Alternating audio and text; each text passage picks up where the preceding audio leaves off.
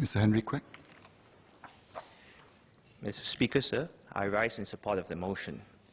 By most measures, we have an excellent education system, and our system has kept up with the times and our nation's needs. To meet tomorrow's needs, I would like to propose fine-tuning the way we evaluate our students.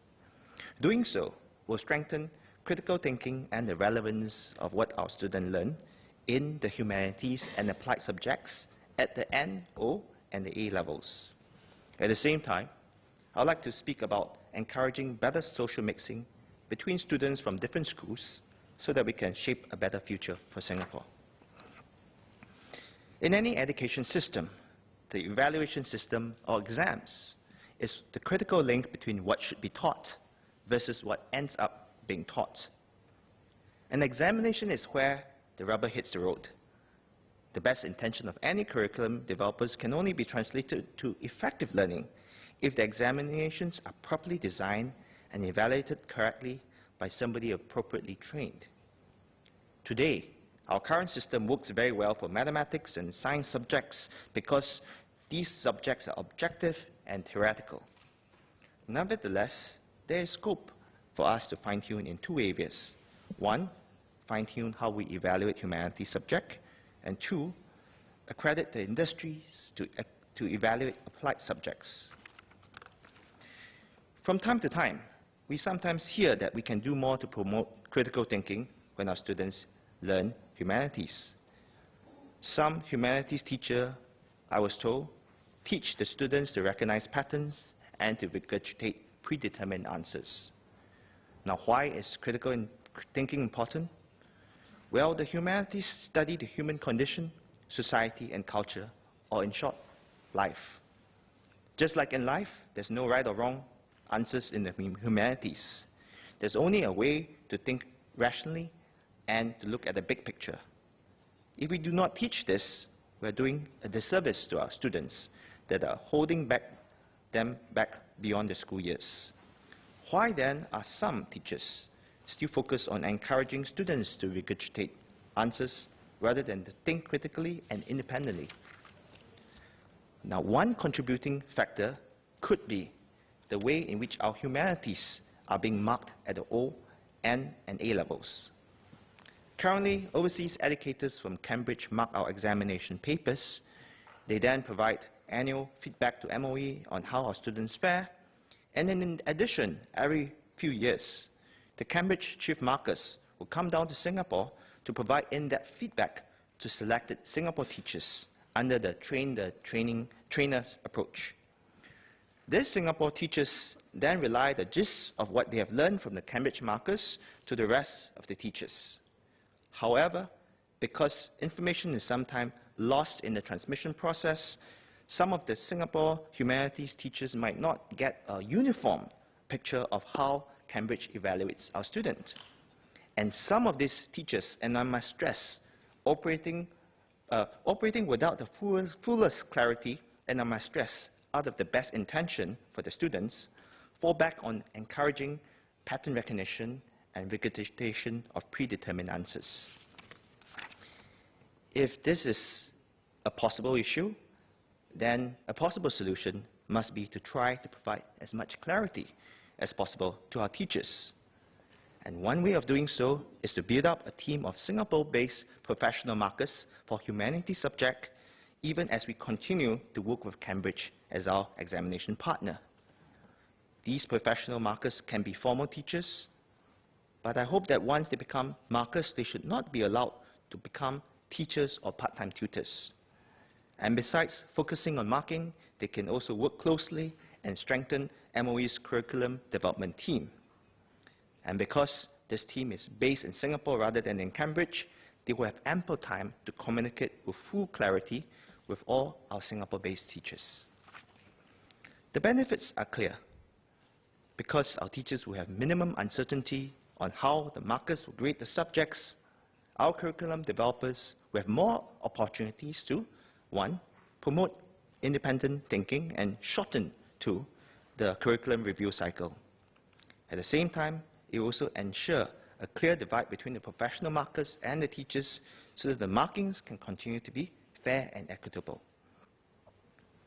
Next, I'd like to talk about applied subjects. I'm very heartened by the recent moves to teach applied subjects, such as computing, mobile, robotics, sports science, and retail operations at our N, O, and A levels. This is a good move that can prepare our students for the future, and I believe we can build on this.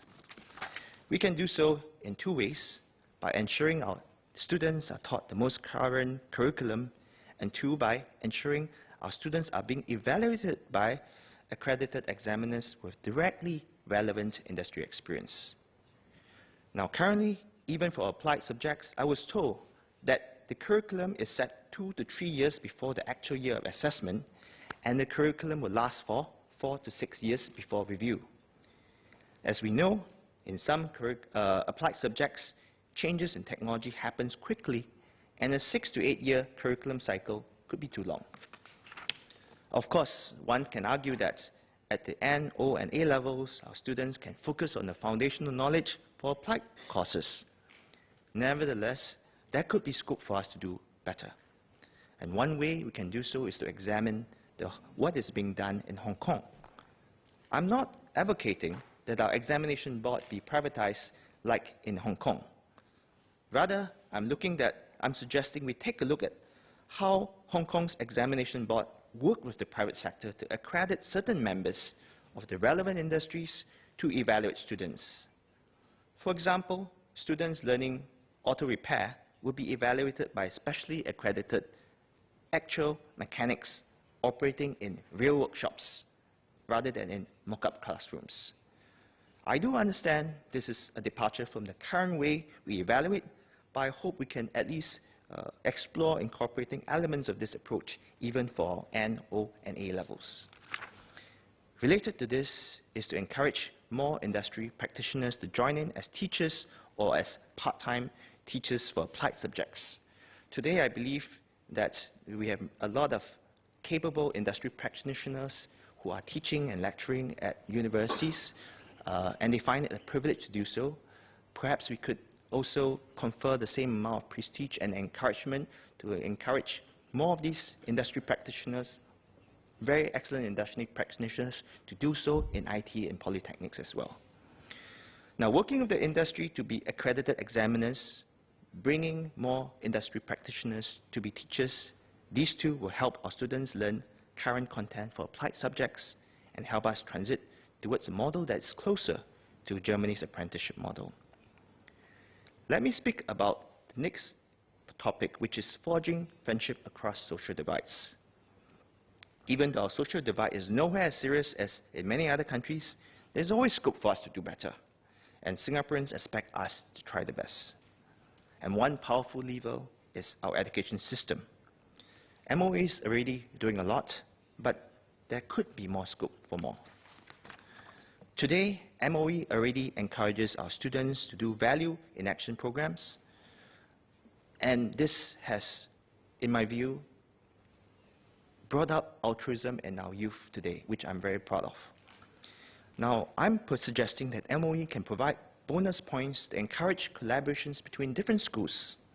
For example, at the cluster level, the MOE cluster leaders can actively foster collaboration between elite schools and other schools so as to give students from different education backgrounds a chance to forge friendship from a young age. MOE can also strengthen the collaboration with MCCY's Active SG to encourage social mixing through sports. Today, MCCY is already encouraging students to interact with their peers doing sports outside the school. Now, where we can improve is this.